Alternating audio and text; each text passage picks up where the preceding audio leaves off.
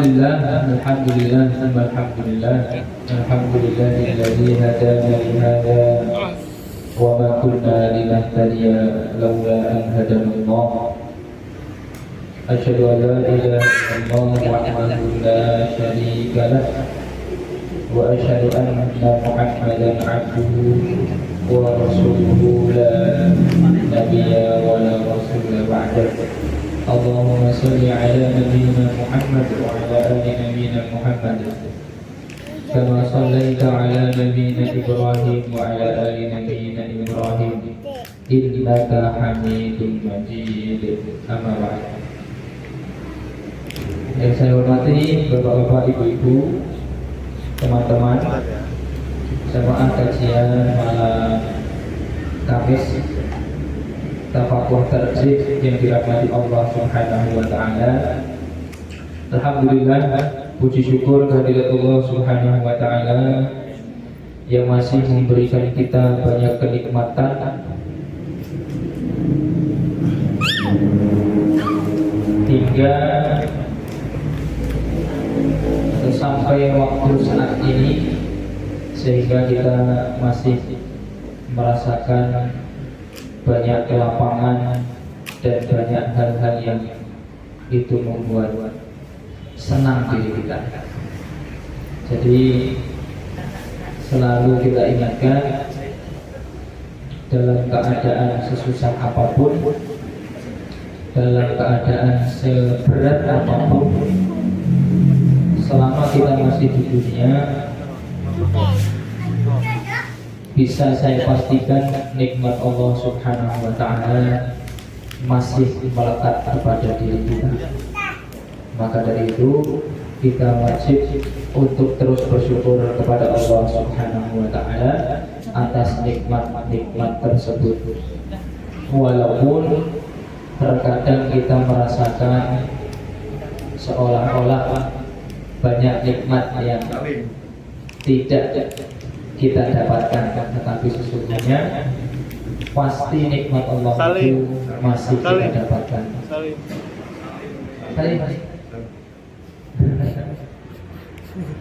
Salawat serta salam marilah kita haturkan kepada junjungan kita Nabi Muhammad SAW. Semoga kita semua dapat menjadi pengikut beliau dengan sebenar-benar pengikut. Bapak Ibu yang dirahmati Allah, insyaallah hari ini kita akan meneruskan kajian kita seperti yang telah kita sepakati, bahwasanya kajian kita itu nanti akan membahas dua hal pokok. Yang pertama ibadah 2 minggu, kemudian 2 minggu selanjutnya kita akan membahas muamalah. Maka hari ini insya Allah kita masuk kepada bab ibadah, yaitu sebuah pembahasan yang sebenarnya masuk dalam kriteria hadis Rasulullah SAW. Thalabul ilmi fariidatun ala kulli muslim. Sesungguhnya menuntut ilmu agama atau belajar ilmu agama itu merupakan kewajiban setiap muslim. Maka yang dimaksud ilmu agama di sini atau belajar di sini adalah belajar hal-hal yang mendasar di dalam agama. Apa yang mendasar di dalam agama? Yang pertama adalah iman atau tentang Tuhan kita. Jadi orang Muslim itu wajib mengetahui tentang Tuhannya. Itu yang pertama. Tuhannya siapa, kemudian Tuhannya itu sifat-sifatnya seperti apa, nama-namanya itu apa saja, arti namanya bagaimana. Nah, itu kita harus tahu sebagai orang Muslim. Di rukun iman itu harus kita pelajari. Ini tidak membanding-bandingkan atau tidak tebang pilih. Semua harus tahu ini. malaikat, Allah, nabi, kitab, kemudian hari akhir, dan juga takdir Allah itu secara umum harus diketahui. Baru nanti detail-detailnya secara rinci, perbedaan-perbedaan itulah yang tidak wajib kita ketahui. Selanjutnya, salah satu yang kita harus wajib pelajari adalah ibadah kita kepada Allah Subhanahu wa Ta'ala. Maka sholat kita, puasa kita, zakat kita, haji kita, umroh kita, itu wajib kita belajar. Ini masuk dalam kriteria thalabul ilmi fardhatun ala kulli muslim. Belajar ilmu itu wajib untuk semua muslim. Itu adalah ilmu yang wajib tentang Tuhan, ya, atau rukun iman, kemudian tentang rukun Islam. Dua itu harus kita pelajari yang pokok. Adapun yang lain, ya, ada usul fiqh, kemudian ada ilmu nahwu, ilmu sharaf, bahasa Arab. Ini baru masuk ke dalam ilmu yang dianjurkan untuk dipelajari. Ilmu kedokteran hukumnya apa? Fardhu kifayah. Jadi harus ada di golongan antara kita yang belajar ilmu kedokteran. Ilmu warisan itu juga fardhu kifayah, harus ada yang paham tentang warisan. Tapi kalau sudah bahas sholat, wudu, ya, puasa dan lain sebagainya, ini hukumnya fardhu ain. Masing-masing harus memahaminya atau mengetahuinya. Maka dari itu kita sudah masuk pada pembahasan yang dimana kita wajib untuk mengetahuinya, yaitu bab ibadah. Jadi membahas bab ibadah ini kita nanti lebih fokus kepada pembahasan fikih. Okay. Pembahasan fikih. Sebelumnya sadurunge pun letakkan bagian pembahasan fikih ini kok. Ya. Fikih ada fikih yang bersifat ijtihadi, ada yang bersifat qat'i. Nah, yang ijtihadi itu terbagi menjadi ibadah, muamalah, fikih usrah, ya, fikih keluarga, dan fikih hukuman atau pengadilan. Maka kita akan membahas tentang fikih ibadah.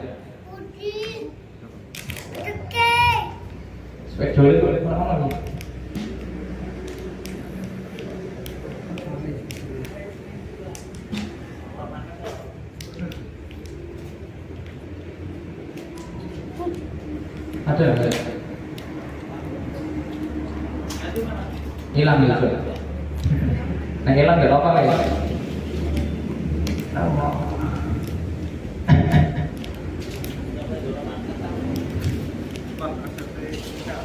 Gak apa-apa kalau nggak mau. Santai mau.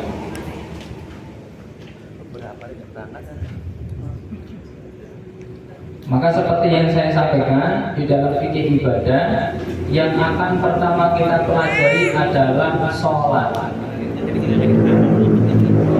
Sholat, kemudian zakat, kemudian puasa, kemudian haji. Itu yang inti akan kita pelajari. Maka di awal ini kita akan membahas sholat. Namun yang seperti yang kita bahas sebelumnya, di dalam sholat itu ada rukun, ada syarat.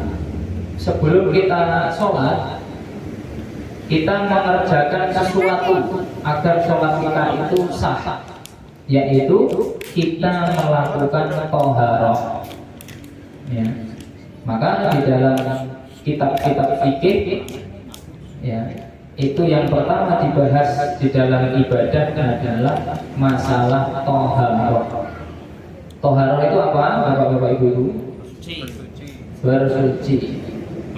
Secara bahasa bersuci. Jadi toharoh itu secara bahasa an-nadhafah atau al-izalah.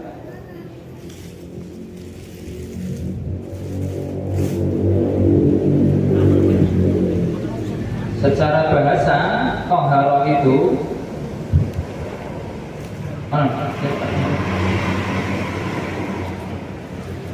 lagu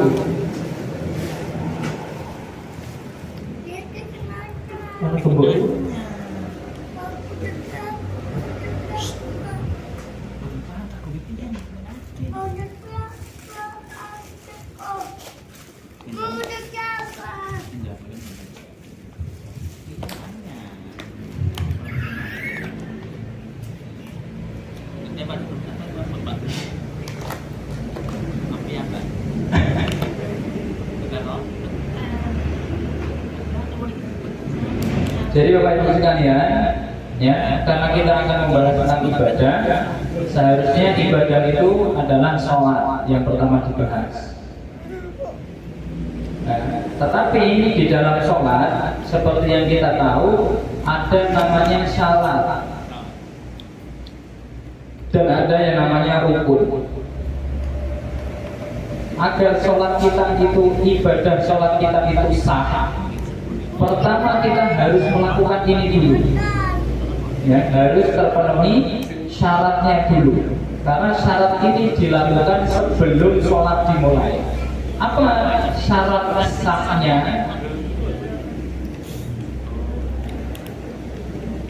Nah, ingat syarat itu ada dua, syarat wajib dan syarat sah.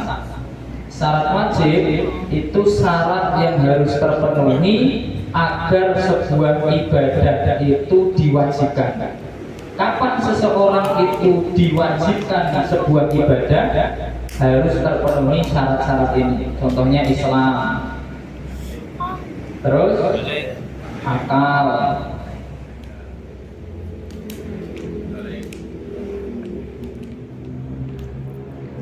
kemudian tidak haid.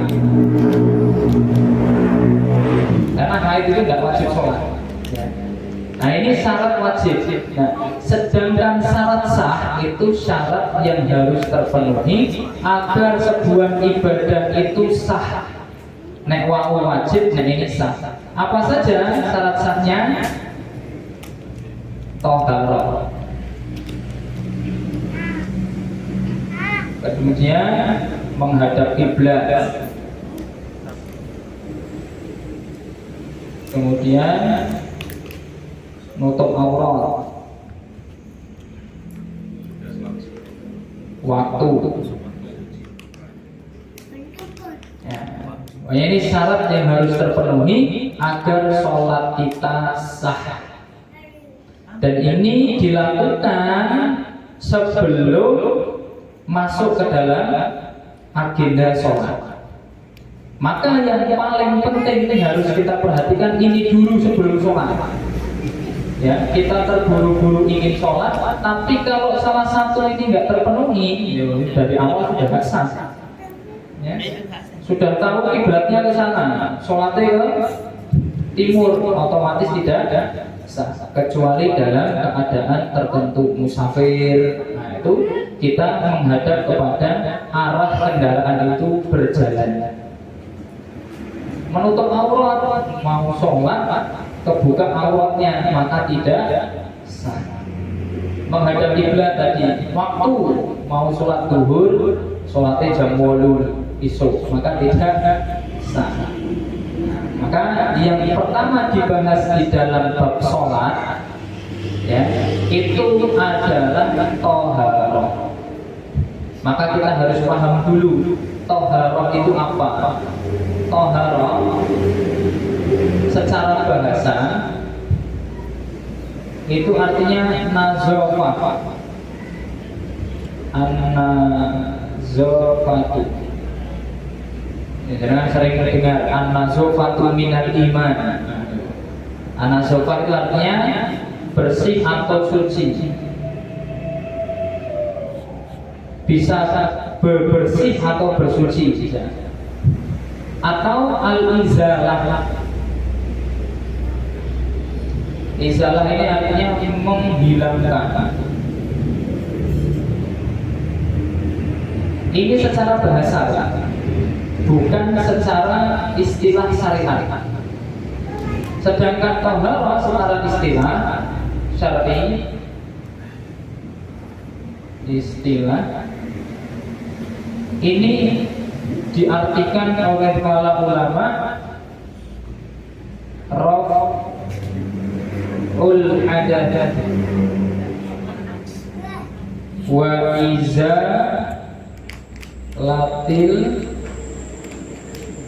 izalatul khabath.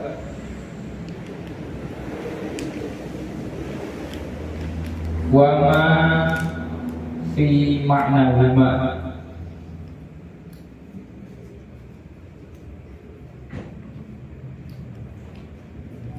Artinya adalah raf'ul hadath, mengangkat hadas. Ya. Jadi toharoh itu diartikan dengan mengangkat hadas. Hadas itu apa, Bapak Ibu semua? Napa Pak hadas itu? Najis. Hadas itu merupakan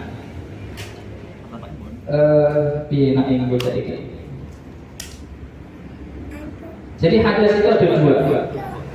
Hadas asghar, ada hadas akbar.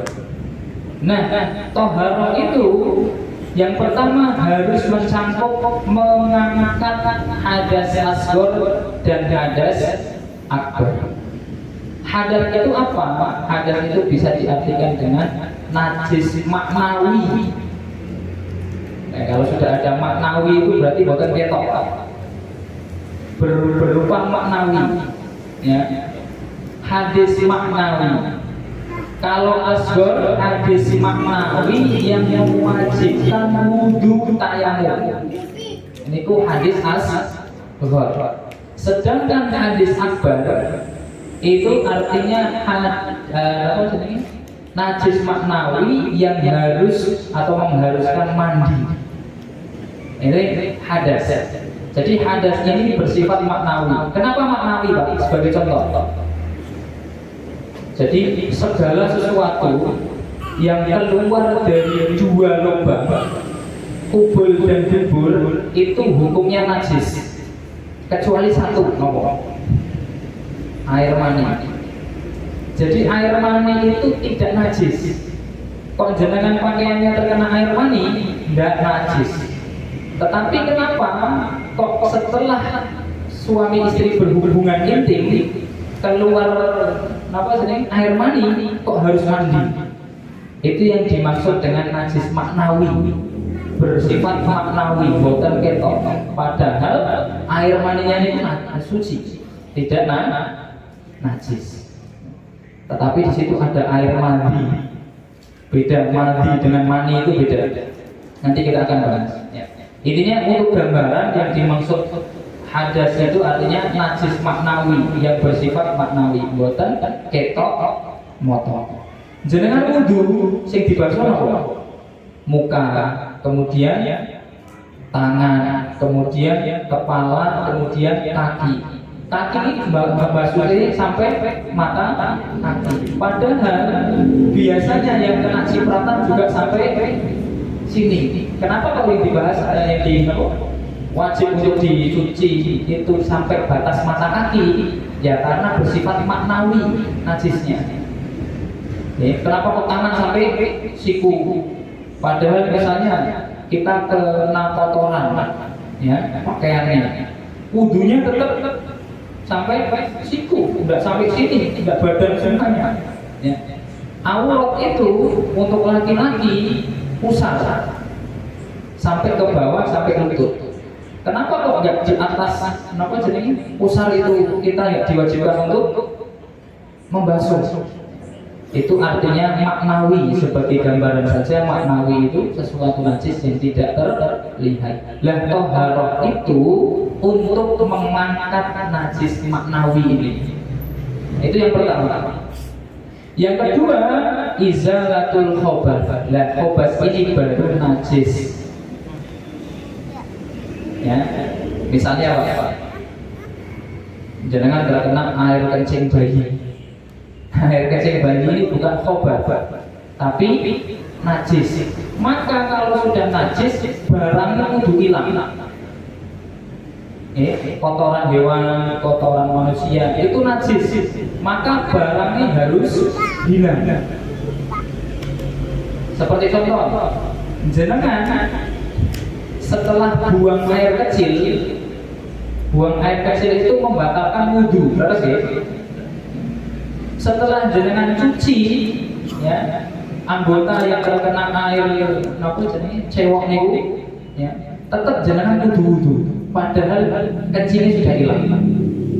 Paham ya?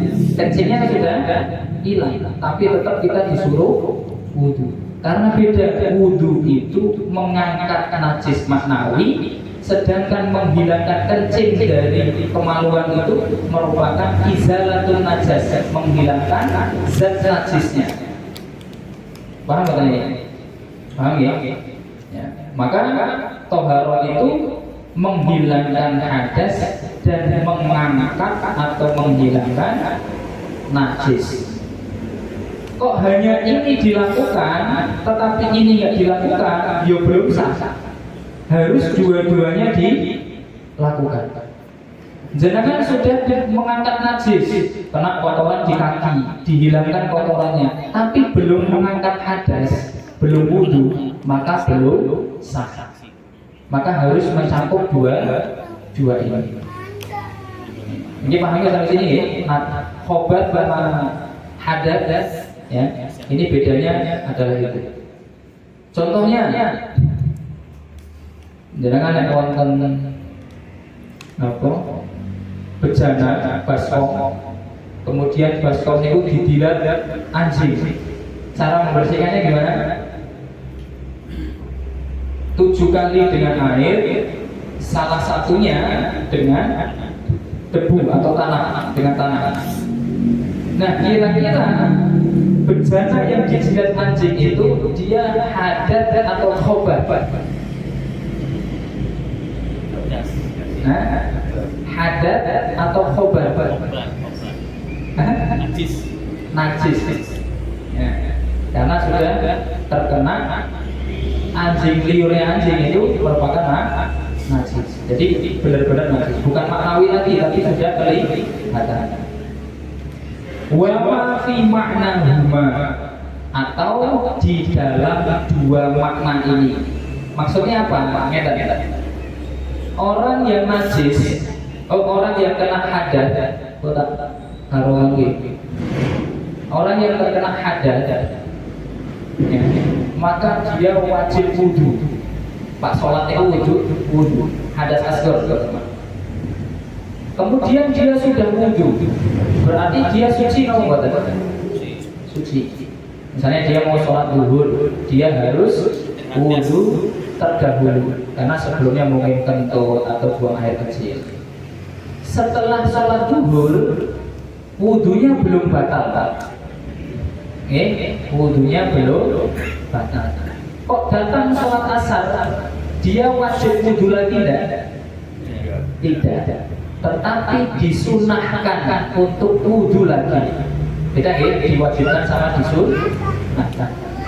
Ketika dia wudu lagi, dia itu sebenarnya tidak mengangkat hadas, karena masih suci. Tetapi dia termasuk dalam makna mengangkat hadas karena dia melakukan wudu itu. Ya. Maka jadi mengangkat hadas ini bersifat maknawi. Contohnya tali lampu. Kita kan debu dipakai untuk membersihkan kotoran, itu bisa atau tidak? Ya kelihatannya orang bukan, debunya orang ketok, mobilnya ternyata ketok. Tetapi itulah hadas, dia maknawi. Ya. Jadi bersifat maknawi. Secara makna, makna itu berarti bayangannya itu ya tidak bisa terlihat.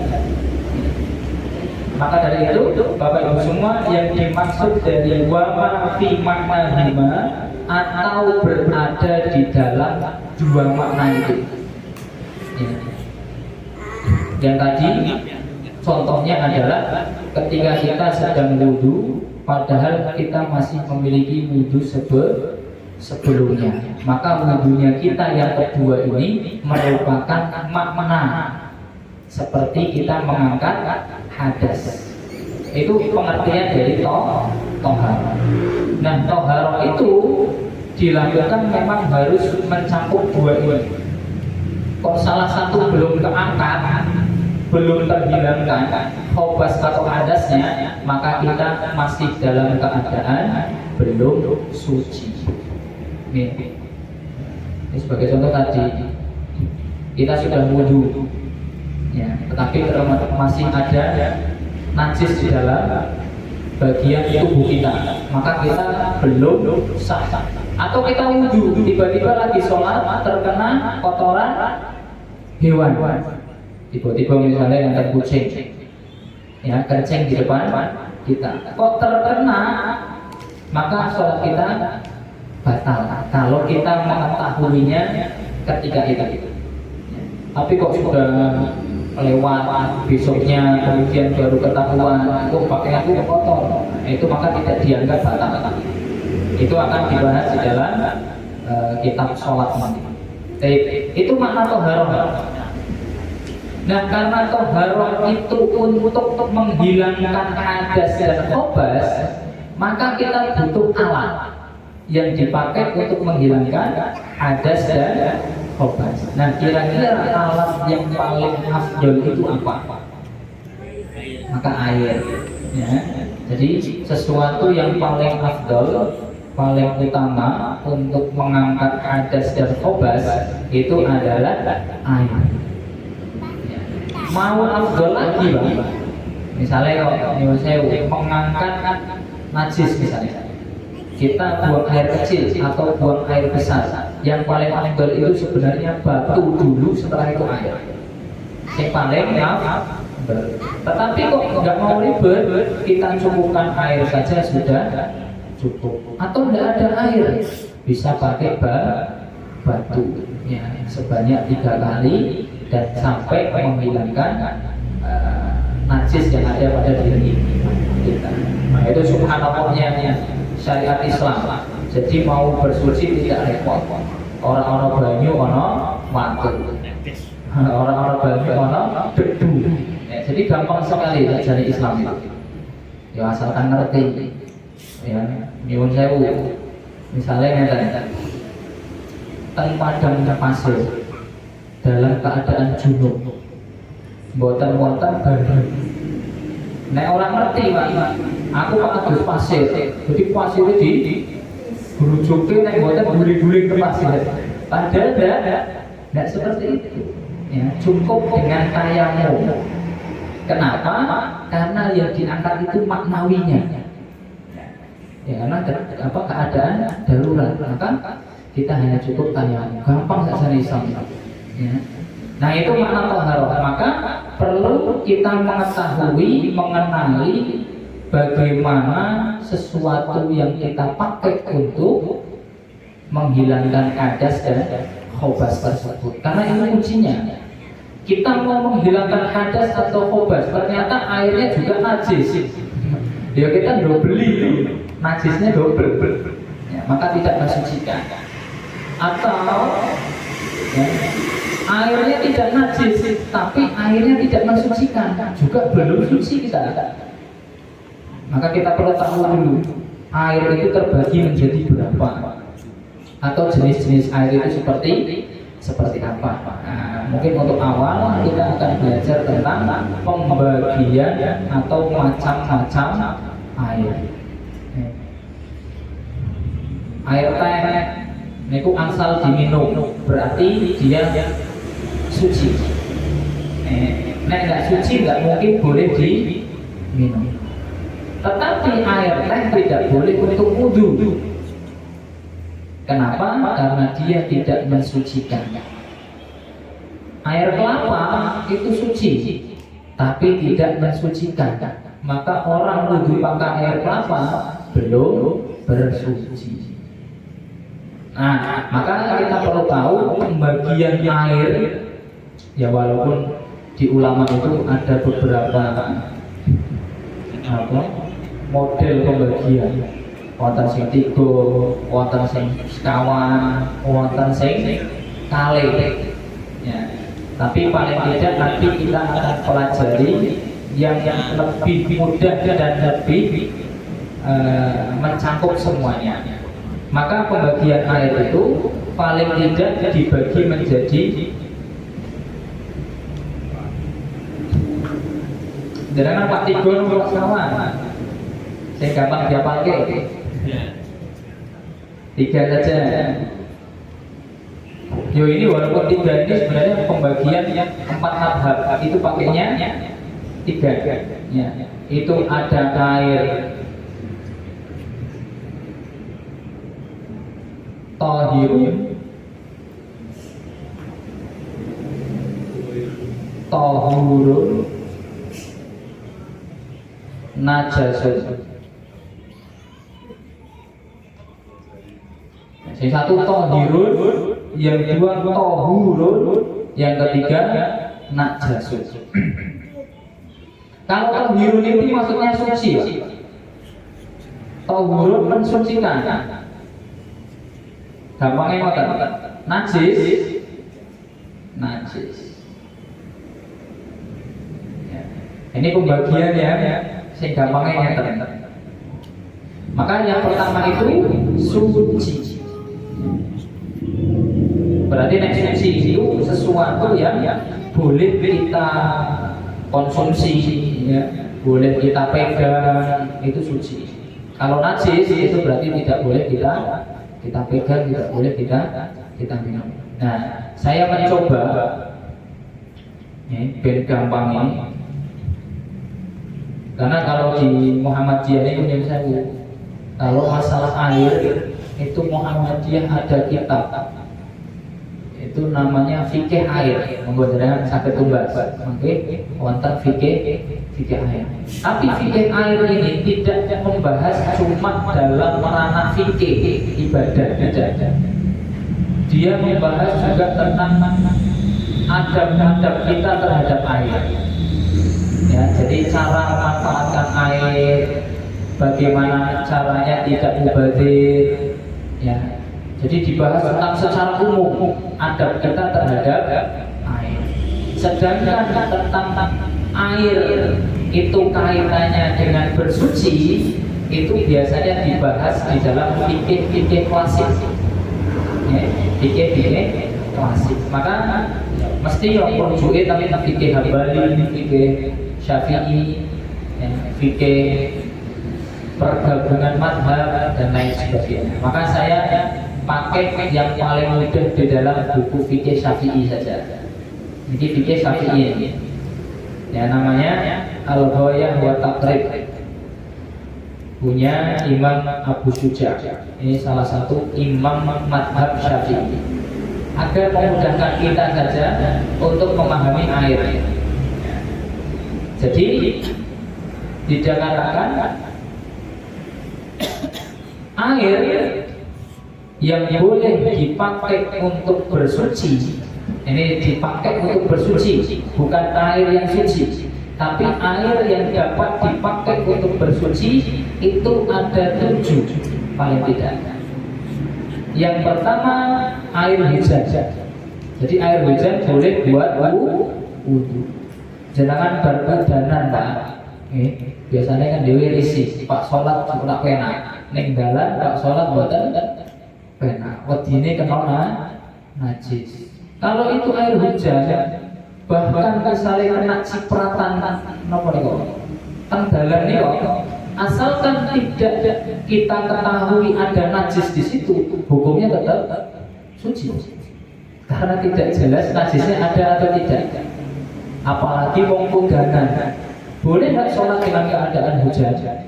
Boleh, tidak batal. Maka jangan sedang di perjalanan kehujanan, jangan ragu untuk sholat ketika itu daripada waktunya hilang. Yang pertama air hujan. Yang kedua air laut. Ini walaupun di air laut ini ada yang mengatakan tidak boleh, tetapi mayoritas ulama mengatakan boleh untuk bersuci. Apa dalilnya? Dalilnya adalah ketika Rasulullah SAW ditanya oleh para sahabat yang dia berada di dalam laut, artinya di perjalanan laut, kemudian mereka tidak punya air kecuali air laut itu. Maka mereka bersuci dengan air laut itu, kemudian bertanya kepada Rasul, bagaimana ya Rasul tentang air laut itu? Maka Rasulullah menjawab, huwa tahurun ma'uhu wa hillun maitatuhu. Laut itu airnya suci dan mensucikan. Jadi jangan badhe minum air laut, boleh enggak? Boleh. Tapi semakin kehausan ya rasa sakit dulu. Tetapi boleh, tidak najis, ya. Atau mau berwudu dengan air laut, boleh. Ya. Ini kata Rasulullah, dan hewan yang ada di laut itu halal, bangkainya halal. Ya, ini ada ayam mati tanpa disembelih, mati dewi itu tidak boleh dimakan. Tapi ikan walaupun mati, walaupun sudah busuk Pak, boleh dimakan asal itu ya. Karena bangkainya air laut itu atau bangkainya laut itu halal. Itu yang kedua, air laut. Yang ketiga, air sungai. Jadi air sungai walaupun coklatnya berbanjir, tetap mensucikan. Maka jangan ragu-ragu dalam keadaan kemah atau misalnya di hutan tidak ada air, kok ada air sungai, sak budak-budak boleh dipakai untuk bersuci. Air sumur, nah ini juga boleh digunakan untuk bersuci. Kemudian air mata air. Apa jadi air mata air? Mata air. Tauk itu juga suci, hukumnya dipakai bersuci. Boleh diminum, boleh dipakai untuk bersuci. Ma'us salaj atau air es salju. Salju kok meleleh buat apa jadinya? Wudu atau mandi tidak apa-apa. Yang penting orang mati gila di dalam kemauan. Terus ma'ul barok, air dingin. Jadi kan kulkasnya air tetap boleh dipakai untuk berwudu. Ya. Nah ini air-air yang boleh dipakai untuk bersuci. Artinya dia suci dan mensucikan. Nah, maka di sini cepat banget. Di dalam buku ini, ya, kalau di dalam buku ini air dibagi menjadi 4 Pak. Walaupun sebenarnya agak mirip-mirip. Ya. Tapi kita coba ini dulu. Air yang suci, yaitu air yang boleh kita konsumsi dan tidak membuat kita najis. Contohnya apa? Air kelapa, air teh, air kopi, ya, itu suci. Maizon boleh. Terus pokoknya air konsumsi itu suci. Artinya boleh kita konsumsi. Sedangkan yang mensucikan berarti yang boleh dipakai untuk bersuci. Tadi itu 7 air yang boleh dipakai untuk bersuci. Itu tohurun. Sedangkan najis, nah ini baru air yang tidak boleh diminum dan tidak boleh untuk bersuci. Apa contohnya?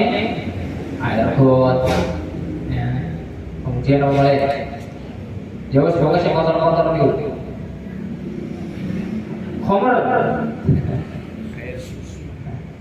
Susu apa itu? Air susu Oh, asio. Terus formula maksudnya. Oh, formula. Mengingat nyamari Pak. Ya, air susu dia suci, tapi tidak masuk. Ya, bentar Pak. Ojo rauk Pak. Air susu buat.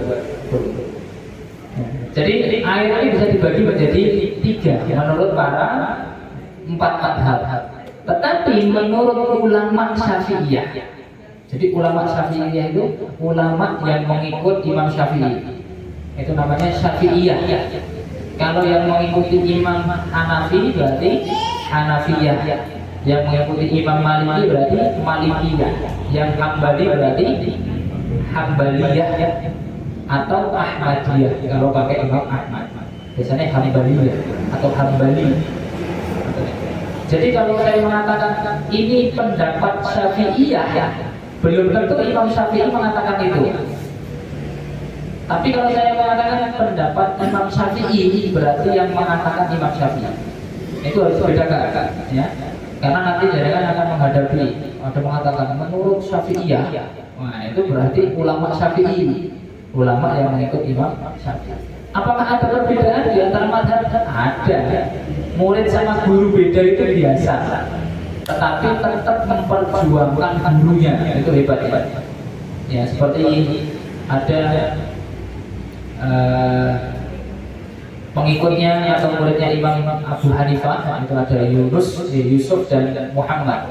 Itu sering berbeda Pak dengan Imam Hanafi, bahkan dua ini saling berbeda, tapi masih menyebarkan pemahaman gurunya. Ya, itu ulama-ulama dulu seperti itu.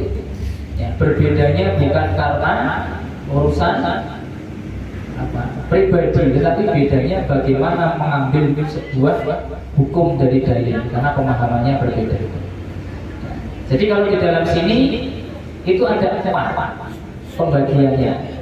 Yang pertama, tohirul mutahhir, jadi yang suci dan mensucikan. Berarti tadi yang 7 itu suci dan mensucikan dan tidak makruh, tidak dibenci untuk dijadikan sebagai air yang untuk bersuci. Suci dan mensucikan dinamakan air mutlak. Ya, air mutlak itu air suci dan mensucikan. Yang kedua, suci mensucikan tapi makruh. Ini hanya 1, ya. Dinamakan alma al-musyammas, yaitu air yang terpapar sinar matahari langsung. Bahkan dikatakan kalau wadai tipis kemudian terkena sinar matahari kok jadi hangat panas, itu juga termasuk makruh. Tapi boleh nggak dipakai? Ya, sebagai makruh itu ya pol-polnya orang-orang yang tidur oleh. Tapi kalau ada yang lain, sebisa mungkin tidak diminum dan tidak dipakai untuk bersuci. Kok bisa seperti ini? Wallahu a'lam. Mungkin kalau diteliti Pak, mungkin ada sesuatu di situ. Ya, kenapa air yang kena matahari langsung itu tidak boleh untuk atau tidak boleh? Tidak dianjurkan untuk diminum atau dibuat atau digunakan untuk bersuci. Itu yang kedua. Yang ketiga itu tahirul ghairu mutahhir. Ya. Air yang dia itu suci tapi tidak mensucikan. Yaitu yang pertama air mustahmal, air yang sudah terpakai untuk bersuci. Contohnya jangan ada ember, alit. Jangan buat wudu, umurnya itu ya, basuh tangannya juga nanti airnya masuk ke situ lagi, raung airnya masuk ke situ lagi, padahal airnya sidik. Nah itu air yang suci tapi tidak mensucikan. Diminum boleh, tapi tidak mensucikan. Jadi nek didagem oleh untuk berwudu itu tidak bisa. Maka jangan kata-kata. Nah, kalau ada ember dengan bagi wudu, mending ada ciduk, kemudian bisa dipakai di luar bejana ini. Atau al-mutaghayyir bima khalaqahu min at-tahirat, atau sesuatu air yang suci tapi sudah berganti dengan hal-hal yang dia itu sebenarnya suci. Teh, kopi itu suci, bukan suci. Tapi ketika sudah masuk kepada air itu tidak bisa lagi dipakai untuk bersuci karena sudah berubah. Ya, kayak gula berarti berubah rasanya. Nek diparingi warna juga berubah warnanya. Kalau dikasih bau-bauan, dia juga berubah baunya. Maka itu tidak boleh digunakan untuk bersuci. Niku air yang suci tapi tidak mensucikan. Ya, dan yang terakhir air najis. Ya. Yaitu air yang terkena di dalamnya najis dan ya, volume airnya itu kurang dari 2 kulah. 2 kulah itu kita kan? 75 liter. 1 kulah itu ya ini masalah kulah ini memang beda, ada yang beda pendapat. 1 kulah itu 170-an liter, berarti nek 2 kulah sekitar 340. Yo aman-amannya 350. Kok kurang dari itu? Mayoritas ulama mengatakan berarti air itu najis. Kalau jelas di situ ada najisnya, misalnya ember, kok wonten ketiban cecek mati. Cecek itu kan ada darahnya juga, najis juga. Maka dia otomatis sudah tidak boleh dipakai untuk bersuci. Ada air ember gede, ya, ketiban batang tikus, nah itu sudah najis. Sedangkan lebih dari itu, najis itu masuk dan tidak mengubah baunya, warnanya masih tetap bisa digunakan untuk kecuali sudah berubah. Walaupun dia itu lebih dari itu, kok berubah baunya, warnanya, maka tidak boleh dipakai untuk bersuci. Jadi 2 kulah itu sekitar 360. Bro, 360 itu sak pinten kula mboten pernah ngitung. Sak drum niku pinten ya? 500. Nek anu toko niku Toprak 500-an. 500. Yang sejam 500 ya, yang itu 250. Ya, berarti nek sakit tuku toko sing gede. Nek ana jajan rebu iki bareng-bareng masih bisa dipakai. Hah? Pondok kowe mampu itu ada. Ganteng anu mungkin sumure kecemplungan. Sumur. Nah, Bisa jadi jadi. sumurnya kecemplungan dulu pernah soalnya.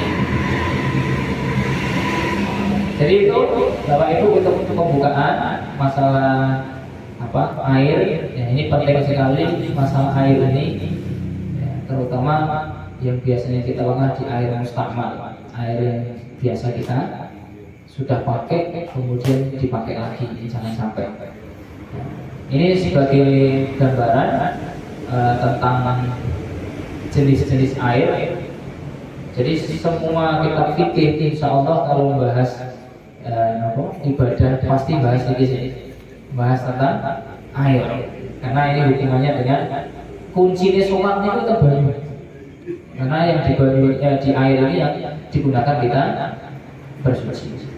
Mungkin ini saja dulu, karena waktu sudah beranjak malam. Kalau ada diskusi, pertanyaan, kalau bisa tak jawab sekarang, saya jawab sekarang. Kalau tidak bisa nanti kita bahas di pertemuan yang akan datang. Mungkin itu saja Bapak Ibu yang dirahmati Allah Subhanahu wa taala. Yang akan datang insyaallah kita tetap masih membahas tentang thaharah, karena kita juga belum membahas tentang izalatul najasah atau menghilangkan najis. Bayi kencingnya bagaimana, darah itu najis apa tidak, kemudian kalau terkena pakaian gimana, itu dibahas di izalatul najasah atau izalatul khobath. bukan hadas. Jadi harapannya kita buatan keliru nih, karena kalau terpodok hadas kali khobas. Ini khok itu berarti kotor, kotor berarti najis. Najis berarti sing ketok wujudnya. Sedangkan hadas itu halus, berarti orang ketok. Maka yang tidak terlihat atau maknawi.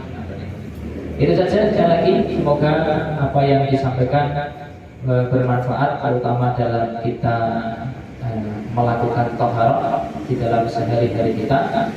Semoga Allah Subhanahu wa taala memberikan manfaat, memberkahi kehadiran kita pada malam hari ini. Dan apabila ada ilmu yang kurang tepat atau tidak benar, semoga Allah Subhanahu wa taala dapat meluruskannya, bisa melewati perantara panjenengan ataupun Allah langsung mencabut dari hati dan pikiran kita. Itu saja, terima kasih. Mungkin ada pertanyaan, monggo bisa disampaikan. Ini dari saya, Ihdinas Shiratal Mustaqim. Wassalamualaikum warahmatullahi wabarakatuh. Monggo Pak, kalau ada diskusi. Untuk tadi mengenai apa cecak najis. Sekarang kalau untuk kotoran cecak itu najis apa enggak? Sagon-gon ora. Kotor sagon-gon ora. Kotoran cecak tetap najis. Maka ada bisa dihindari kecuali kita tidak tahu. Jadi ingat ya, kalau jenengan sholat, kenapa jadi di tengah-tengah jenengan kok ada lihat cecak seperti itu, maka langsung kita wudhu lagi. Tapi kalau tidak tahu ya, dan tidak ada yang ngasih tahu, maka insya Allah sholat kita tetap sah. Cuma semua kotoran itu ya, itu najis. Ayam, kambing, sapi itu kotoran itu najis.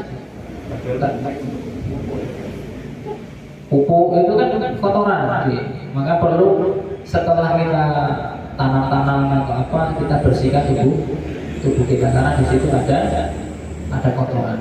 Tapi yang tidak jelas itu ada kotoran kambing atau tidak, maka asli hukumnya adalah tetap suci, kecuali di situ jelas kalau kotoran kambing atau sapi. Karena tanah itu pada dasarnya suci. Itu untuk kotoran cecak. Semua kotoran hewan itu najis, kecuali yang sangat amat susah dihindari. Kencing kita itu najis Pak. Tapi nek kecipratan, artinya kita nggak tahu kan namanya kencing. Pasti ada kecipratan dan lain sebagainya. Itu diampuni, artinya ma'fu anhu. Kenapa? Karena itu berat untuk kita ketahui dan kita tinggalkan. Tapi sebisa mungkin kita waspada dengan yang namanya air kencing. Maka di dalam Islam itu kan sunnahnya kalau kita kencing di tempat yang atos, itu joko. Tapi di tempat yang kemungkinan kok air itu udah nyiprat berdiri. Kok di tempat yang kalau kita jongkok lebih terkena kencing, ya jangan jongkok. Jadi syariat jongkok itu sebenarnya nggak tahu dari segi kesehatan, nggak tahu. Tetapi tujuannya agar menghindari najis ketika kita kencing kemudian nyiprat. Karena semakin tinggi, misalnya kencing di lantai, semakin tinggi kan cipratannya semakin jauh. Ya. Tapi yang duduk kan lebih halus. Nah itu. Makanya masjid-masjid ini kan saat ini dibikin yang lebih tinggi, lebih tipis, makanya itu yang ngadep pun tidak masalah karena tidak mengenai pakaian kita. Jadi betul. Monggo, ada lagi? Hubungannya dengan syarat-syaratnya sholat. Pak, kalau tadi Pak ya kan telai cecak kan seperti apa ya? Kadang kita tidak sadar tengah-tengah sholat dan tidak mungkin untuk bisa menghindar tiba-tiba kejatuhan orang sholat telai cecak. Kita tidak nyangka bahwa katanya kan ketika sujud, sebelum kan mampu telai cecak, bukan telai cecak. Nah, yang seperti itu bagaimana? menghindar tidak mungkin karena kita dalam sop sudah sangat rapat sekali. Ya kalau misalnya nopo kena dan kita tahu itu kena cecek, ya otomatis kita. Dan kita tidak tahu, tapi kan kalau tidak salah suci itu merupakan dari badan, pakaian dan tempat. Apakah termasuk itu pakai jari? Maksudnya? Batasan suci itu pernah saya menerima itu kan dari Oh. yang tentang badan, pakaian dan Tempat. tempat harus suci dari najis. Iya. Nah, yang seperti itu apakah kita batas sholatnya ataukah bagaimana solusinya? Asalkan nggak kena nggak apa-apa. Berarti irungnya Oh iya masalah. nah, kita tidak tahu begitu ono apa boleh ono barang ireng mau boleh telah cecah. Tapi nggak kena. Nggak kena. Nggak masalah.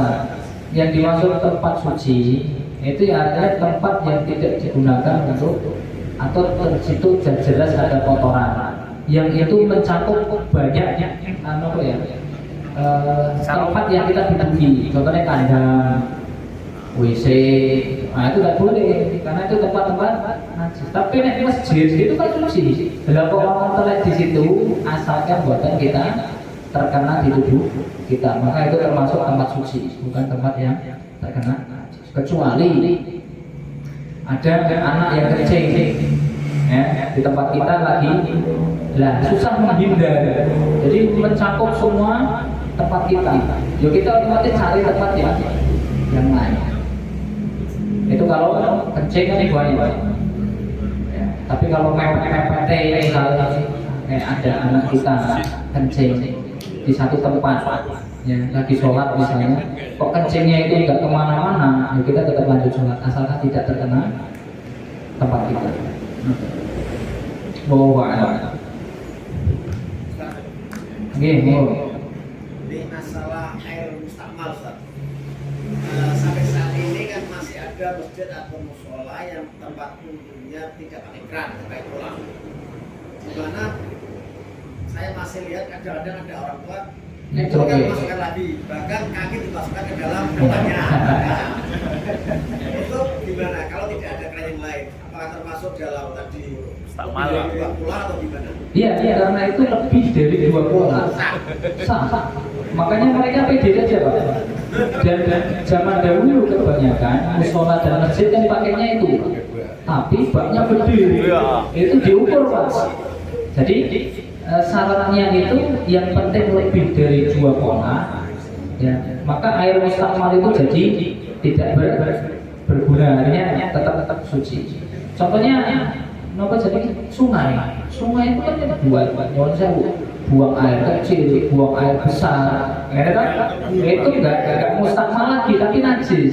Tetapi karena air sungai itu pertama mengalir dan buahnya, maka di situ tetap boleh dipakai untuk bersuci. Saat ini kita kasih katanya Al-Virus Al-Virus ya. Wujud jawi, datang. Lah iya, Iya. Badang Al-Virus ya. Sebagai contohnya kan ya, jenengan yang masuk masjid biasanya wonten kubangan, ya, menggenang di sikil. Ya, itu tujuannya buat apa? Tujuannya ketika jenengan habis dari WC, itu takutnya masih meninggalkan sisa, maka ngecerupi di situ hilang. Ya. Lalu kok nanti kita habis wudu ada kubangan lagi, ya, itu biasanya sudah diukur. Ya, tapi nek lebih amannya, jenengan ya nek bisa menghindari, melipir. Saya biasanya melipir, berutak mata. Tapi nek itu kita kelihatan ngalir, biasanya ada yang ngalir, nggak apa-apa, sudah. Kita yakin saja. Ya, biasanya ada yang gitu. Itu kan gitu. Baju misi tapi kok dicemplung isi ke wong akeh. Ijo sisan. Ijo boleh. Asalkan itu mengalir, ya, itu tidak masalah. Kalau apa dapat apa? Kalau apa dapat?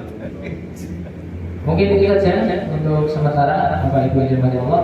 Mungkin kalau bisa di rumah dibaca, nanti di pertemuan yang akan datang bisa kita diskusikan bersama agar lebih menghidupkan atau menambah pengetahuan bagi saya ataupun masyarakat. Mungkin itu saja.